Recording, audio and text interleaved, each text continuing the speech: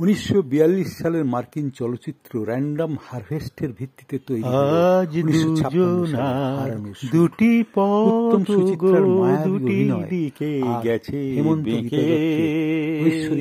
আজ দুজনার দুটি পথ গো দুটি দিকে গেছে বেঁকে। তোমার পথ আলোয় ভরানো জানি, আমার পথ আধারে আছে যে ঢেকে। আজ দুজনার দুটি পথ গো দুটি দিকে গেছে বেঁকে। সেই শপথের মালা খুলে